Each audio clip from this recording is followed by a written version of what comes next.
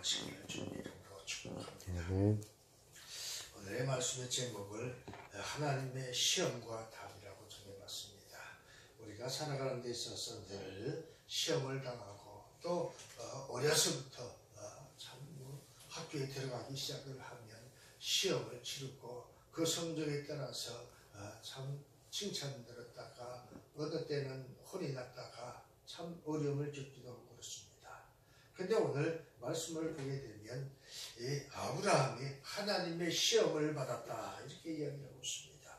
도대체 하나님은 어째서 아브라함을 시험하고 또 아브라함은 어째서 그 시험을 치러야만 했을까 하는 생각을 해보면서 오늘 하나님의 시험과 함께 그 답이 무엇이고 우리는 어떻게 그 시험에 응해야 하는가를 생각해 보면서 함께 은혜를 나누시기를 주님의 이름으로 축복합니다.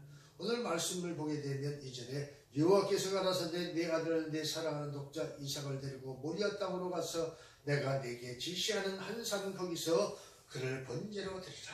아니 세상에 이럴 수가 있습니까?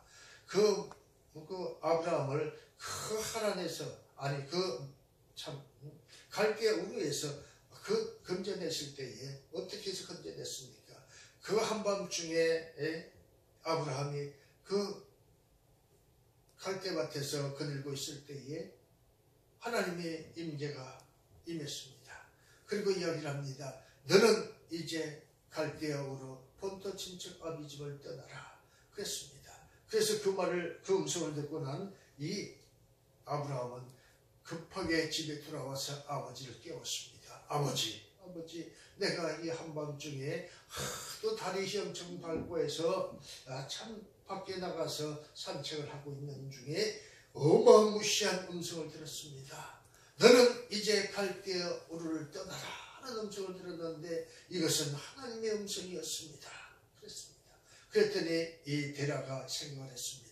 아니 이게 도대체 우리가 여기서 태어나고 먹고 마시면서 여기서 이렇게 참 살 만큼 잘 살고 있는데 왜 날벼락이란 말인가? 왜 우리를 떠나라고 하는가? 그러면서 그래도 그 아브라함 아들이 참 그렇게 그 하늘에서 하나님의 음성이 그 쩡쩡하게 울리면서 그에게 명령했다고 하니 하나님의 명령을 거역할 수는 없었고 그래서 할 수 없이 떠났습니다. 그러면서 그 식구들을 데리고 그 밤에는 걸었고 낮에는 쉬어가면서 하란이라는 곳에 갔습니다. 하란에 가서 봤더니 이 아브라함의 아버지가 보니까 거기는 과거에 자기 조상들이 대대로 살던 그런 땅이었습니다. 그래서 그곳에는 참 많은 믿음의 선진들이 있었습니다. 그래서 자기가 갈대아 우르에서 경험했던 일을 반성하면서 거기서 신앙교육을 하다가 또 하나님이 말씀합니다. 아브라함에게 얘야 너 여기서 지체할 때가 아니다. 이제 너 친척 아비 집을 떠나라. 아버지도 떠나라. 그렇게 이야기했습니다. 그 아버지가 늙어서 이제 참 언제 세상을 떠날지 알 수 없는 그런 나이임에도 불구하고 아브라함은 또 그 하나님의 음성을 듣고 무서워서 떠났습니다. 이렇게 순종했던 그 아브라함에게 하나님은 무슨 그런 또 시험을 치루어서 그를 괴롭히는가 생각을 해볼 수가 있을 것입니다. 그런데 아브라함은 이미 그 갈대아 우르에서부터 떠나서 하란을 거쳐서 그 가나안 땅에 들어왔다가 애굽을 2번씩이나 갔다 오고 하면서 수많은 시험을 겪었습니다. 그리고 생각을 했습니다. 하나님이 내게 왜 이러한 시험을 줬는가? 이 아들 이삭이 이제 바닷가의 모래알같이 많은 민족을 이룰 것이라고 이렇게 약속을 하고 그를 통해서 그 모든 열방이 복을 받는다고 했는데 아니 이 아들을 갑자기 신우 없이 번제로 드리라고 하니 이게 있을 수가 있는 문제인가 곰곰이 생각해 봤습니다.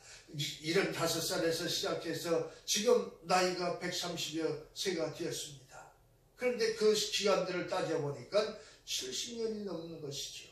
70년이 넘는 80년 가까운 세월 동안 하나님의 명령대로 순종을 하면서 때로는 불순종했고 때로는 거짓말도 했습니다. 그 아내 사라를 누이라고 속이면서 애굽의 바로에게 참 목숨을 구걸하는 일도 있었습니다. 그때에도 하나님은 그를 불쌍히 여겨서 아브라함을 그 애굽에서 건져내고 사라를 무사히 이렇게 아내로서 살아갈 수 있도록 그 바로에게 정죄를 빼앗기지 않도록 도와주었습니다. 그리고 그것뿐입니까? 그 바로에게서 많은 금은보화를 얻어서 나올 수가 있었습니다. 그것도 한 번이 아니라 두 번씩이나 그렇습니다. 그런데 이 아브라함이 생각을 해봅니다. 아니 근데 이 아들이 죽으면 내가 달라고 해서 준 것도 아니고 하나님이 주신다고 해서 주었던 아들이고 내가 할 수 없어서 참 그 사라의 말을 듣고 그 이스마엘을 얻어서 이것으로 내가 아들을 삼고 이것으로 내 자손을 삼아야 되지요 하고 살아왔는데 아니라고 하면서 그 아들 이스마엘을 떠나보내게 하셨던 하나님. 아니 내가 부리는 종 엘리에셀을 통해서 그를 통해서나 그저 그냥 가문을 이어가면서 민족을 이루게 하고 싶었는데 그도 아니라고 해서 그도 아들로 올리지 않았습니다.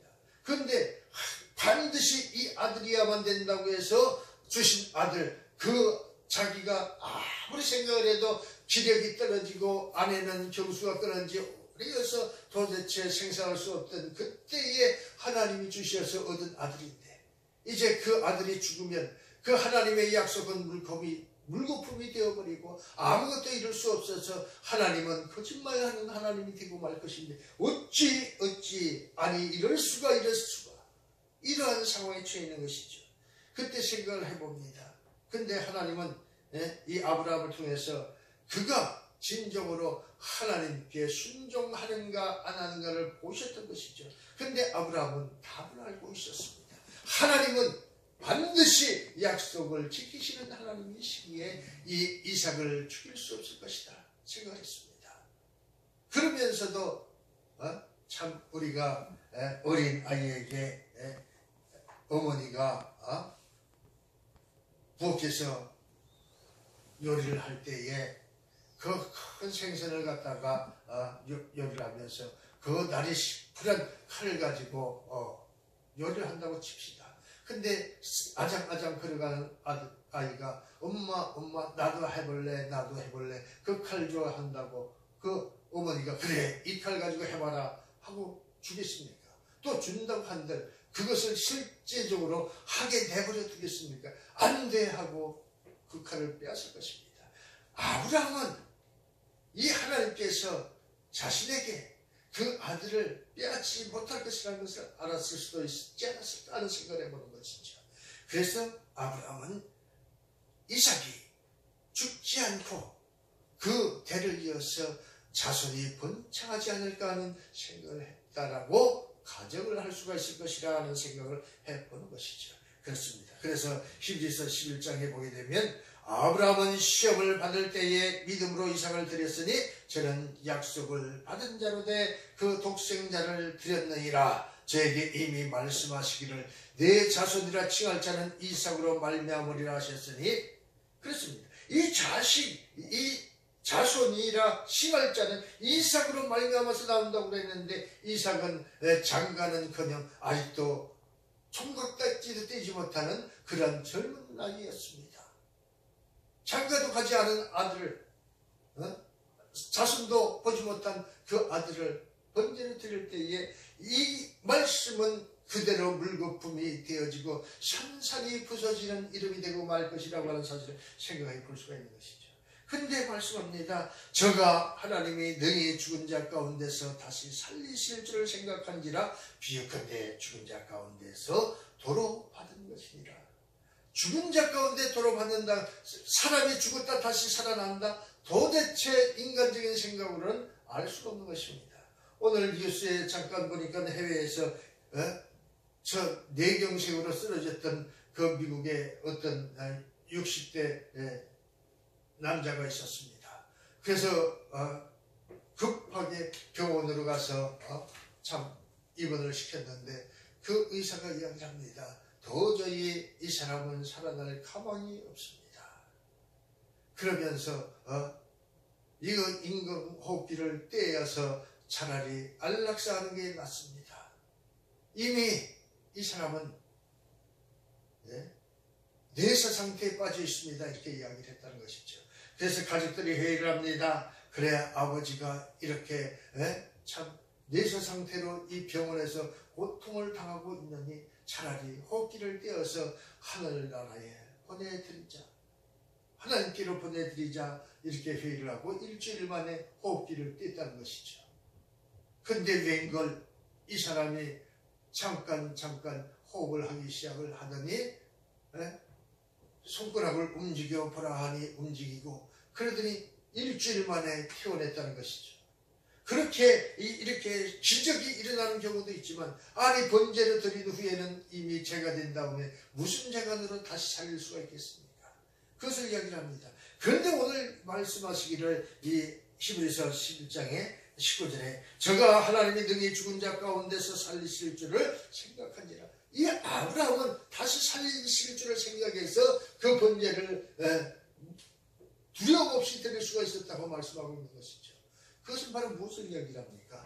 부활의 신앙을 이 아브라함은 그때 알았다는 것입니다. 우리가 미루어 짐작할 수가 있다는 것입니다. 우리가 이 말씀을 통해서 볼 때에는 아브라함이 믿음의 조상이고, 그래서 이삭을 믿음으로 드렸더니 하나님께서 아브라함아 깜짝 놀라서 거두어 드렸다고 생각을 하지만, 이 아브라함은 미리 이렇게 될 것을 알고 있었기 때문에 두려움 없이 참 종들에게 야, 너희들은 여기서 기다리고 있으라, 내가 아들 이삭과 함께 가서 제사를 드리고 내가 급히 다시 올 것이다, 이렇게 이야기를 했다고 그러지 않습니까? 다시 올 것을 믿었다는 것이죠. 알았다는 것이죠. 그렇습니다. 오늘 우리는 이 말씀을 통해서 순종하는 아브라함을 통해서 가장 소중한 것을 드리는 것이 우리가 생각했던 이 창세기 22장의 말씀이었습니다. 그러나 이제 우리는 다시 한번 생각할 수 있는 것은 아브라함의 신앙, 다시 말하면 부활의 신앙을 믿어야 된다는 것입니다. 알아야 된다는 것입니다. 오늘 우리는 이 말씀을 통해서 진정으로 하나님은 부활의 신앙을 이 아브라함에 가르쳐주고 있다는 것을 알아야 된다는 것이죠. 오늘 우리는 이 아브라함을 통해서 부활의 신앙을 우리가 마음에 새기고, 주님이 부활하신 그 부활이 오늘 우리의 부활이 되어야 된다는 것입니다. 우리의 죄가 주님의 십자가에 달려 들어가실 때에 우리의 죄도 죽고, 그리고 우리 안에 영원히 다시 살아났다는 믿음을 가지시기를 주님의 이름으로 축복합니다. 창세기 22장 5절에 보니까 이에 아브라함이 사환에게 이르되 너희는 내 키와 함께 여기서 기다리라. 내가 아이와 함께 저기 가서 경배하고 너희에게로 돌아오리라.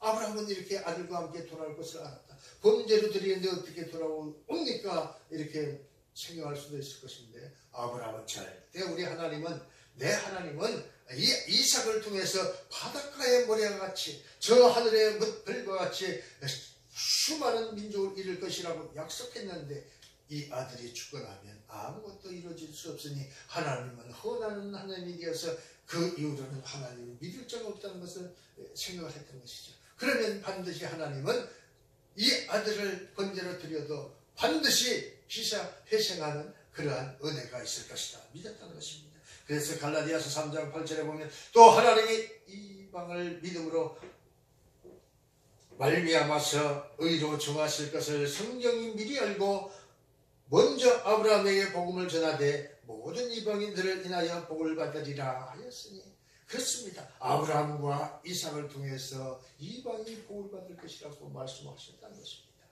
그래서 작정하시고 그는 믿었다는 것을 이야기를 하고 있습니다. 가장 소중하고 도대체 말도 안 되는 그 이삭을 번제로 드릴 수 있었던 것은 반드시 부활의 하나님께서 그 아들을 돌려주실 것을 믿었다.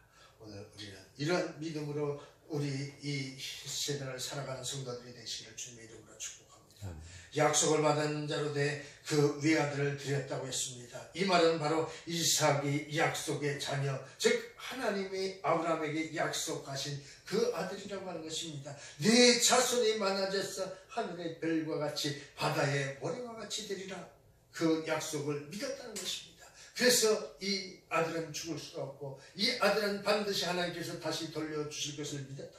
오늘 우리는 그런 믿음을 가지고 그 언약의 말씀과 상충할 때에 하나님을 말씀을 믿는 자들이 되시길 주님의 이름으로 축복합니다. 번제로 드리면 번제를 드린 만큼 더 이자를 붙여서 돌아올 것이고 그리고 더 충성된 건강한 몸으로 돌아올 수 있을 것을 믿었다는 것입니다. 그 약속의 자녀임을 가리켜서 이삭은 약속을 성취시키기 위하여 태어난 아이라는 것입니다. 사람이라는 것입니다. 약속을 성취시키기 위해서 태어난 사람이 하나님이 거두어 가시면 그 약속은 물거품이 되기 때문에 반드시 하나님은 이 이삭을 살리실 것이라고 아브라함은 생각했을 수도 있다. 오늘 우리는 이 말씀을 통해서 우리도 주님이 부활하시듯이 부활의 신앙을 믿으시길 주님의 이름으로 축복합니다. 따라서 이삭은 죽어서는 안 된다는 것입니다. 하나님이 이삭을 통해서 약속을 성취하시기로 약속하셨기 때문에 이삭은 반드시 살아나야 한다는 것입니다. 그렇습니다. 그런데도 불구하고 놀랍게 아브라함은 이삭을 드렸습니다. 이것을 설명하기 위해서는 18절 말씀에 보면 그에게 이미 말씀하시기를 내 자손이라 칭할 자는 오직 이 이삭뿐이라고 하는 것입니다. 네 자손 바다 모래까지 될 것인데 이삭이 죽고 나면 안 됩니다. 그런데 오늘 이삭으로 말미암으라고 하신 말씀을 이 아브라함은 철석같이 믿었습니다. 그래서 그는 과감하게 하나님이 어떻게 하시는가를 생각하면서 그 번제를 드리기 위해서 장작더미 위에 불타는 장작더미 위에 올려놓았다는 것입니다. 그때 하나님은 급하게 외칩니다. 아브라함아, 아브라함아, 네 아들 이삭에게 칼을 대지 말아라. 놀란 하나님, 그 아들 이삭을 드린다는 그 사실에 깜짝 놀랐습니다. 네가 그 아들을 죽이면 내 계획이 숲으로 돌아간다. 너는 내 사랑하는 아들이다. 이삭은 내가 너를 위하여 너에게 준 아들이다. 그러니 염려하지 말고 내가 이미 준비해 놓았다. 그리고 보니 양이 한 마리가 그 숲들 가운데 있었다는 것입니다. 오늘 우리는 그래서 이삭은 죽은 자 가운데서 다시 살리신 부활의 아들이라고 하는 사실을 믿으시기를 주님의 이름으로 축복합니다. 내 자손이라 칭할 자 바로 하나님께서 약속하신 내용은 이삭으로 말미암아서 이루어진다는 것입니다. 이삭이 죽으면 하나님의 약속은 거짓말이 되고 또 하나님은 이삭을 통해서 자손이 번성할 것이라 하셨는데 동시에 이삭을 죽여 제물로 삼으라 하는 것은 바로 어떤 의미가 있을까? 하나님이 의중에는 헤아리기가 어렵습니다. 우리가 생각하는 그 이삭을 하나님은 계획하고 생각한다는 사실인 것입니다. 그래서 우리가 우리 지식이나 우리 지혜로 판단할 것이 아니라 하나님께 구하는 자들이 복이 있는 줄 믿습니다. 순종하는 자가 복이 되어질 줄로 믿습니다. 그렇습니다. 아브라함은 이러한 상황을 두 개의 계시 중에서 충돌을 일으키는 그러한 참 안타까운 상황을 맞이했습니다. 그런데 이 아브라함은 결단을 내립니다. 아들 이삭을 번제로 드립니다. 그때 하나님은 말씀하시죠. 지금 내 아들 이삭을 죽여 제물로 바치라. 이 명령은 상식적으로 전혀 공존할 수가 없습니다. 그렇습니다. 아브라함이 고민은 기뻐합니다. 그러나 하나님의 말씀에 순종합니다. 그때의 역사는 일어나는 것입니다. 하나님께서 나의 하나밖에 없는 아들을 달라 하십니다. 어떻게 할꼬 도대체 이 일을 어찌할꼬 내 아내 사라가 알면 이 일을 어찌할꼬 참 가진 그러한 생각이 그 머리를 스치고 지나갔을 것입니다.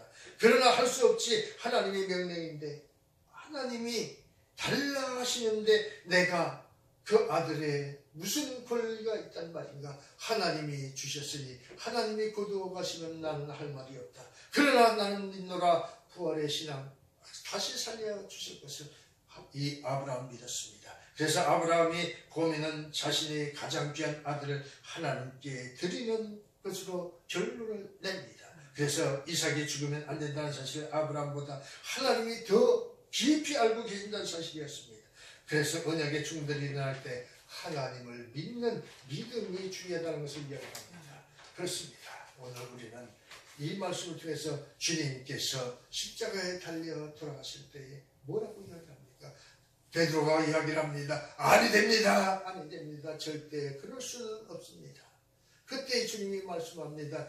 이 사탄아 물러가라. 네가 하나님의 일을 방해하는 자로다. 하나님은 다시 살리실 능력도 있다는 사실을 그 주님은 말씀하고 있었던 것입니다. 오늘 이 아브라함은 이삭을 통해서 오실 메시아를 이미 만났다는 사실을 믿으시기를 주님의 이름으로 축복합니다. 그래서 그 예수님이 살아나시듯이 이삭도 살아날 것을 믿었다는 것입니다. 이 아브라함이 믿었던 놀라운 사실은 히브리서 11장 19절에 그가 하나님의 능히 이삭을 죽은 자 가운데서 다시 살리실 줄로 생각한지라 비유컨대 그를 죽은 자 가운데서도록 받은 것이니라. 죽은 자 가운데서도록 받았다는 것입니다.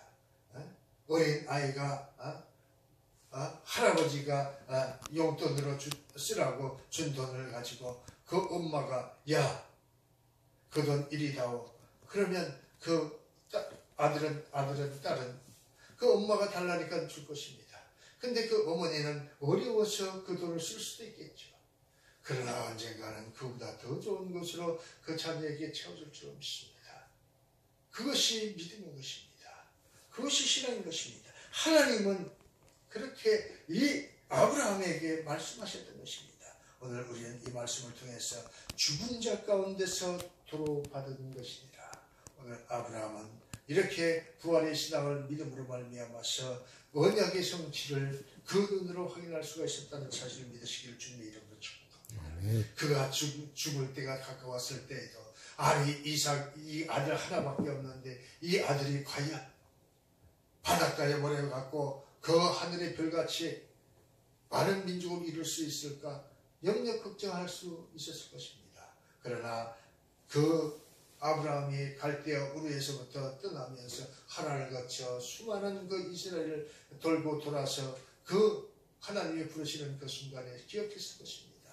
하나님은 나를 이렇게 돌고 돌아서 시험하며 가르쳤던 것은 이 아들을 통해서 그 하나님의 뜻을 이루어 나가실 것을 믿었다는 것입니다. 오늘 이 말씀을 통해서 이렇게 언약과 명령이 충돌될 때 그것은 부활의 신앙으로 극복해야 된다는 것입니다. 오직 주님은 죽은 자 가운데서 다시 살아나신다. 오늘 우리는 문제로 생각할 것이 아니라 답으로 생각하는 성도들이 되시기를 주님의 이름으로 축복합니다. 아무도 죽었던 사람이 다시 살아날 수 있다는 것을 알지도 믿지도 못할 때에 아브라함은 인생의 그 절망적인 상황에서 하나님은 이길 수 있다. 하나님은 하실 수 있다. 하나님은 살려주실 것이라는 것을 믿었다는 사실을 믿으시길 주님의 이름으로 축복합니다. 그래서 하나님은 아브라함을 통해서 인간의 능력을 의지하지 말고 완전하게 하나님의 능력을 의지하는 그러한 나라를 세울 것을 그 아브라함에게 보여주었다는 것을 오늘 이 말씀을 통해서 깨달아 알 수가 있는 것입니다.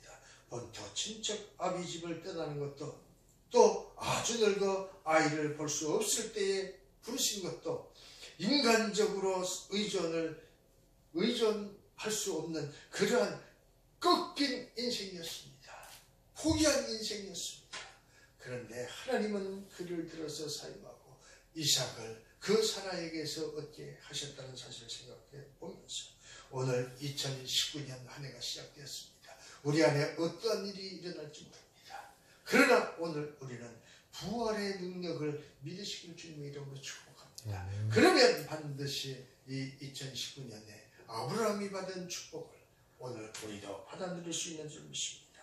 전적으로 의존하는 하나님만을 의지하는 성도들이 되시기를 주님의 이름으로 축복합니다. 아브라함은 하나님의 초월적인 능력을 믿었습니다.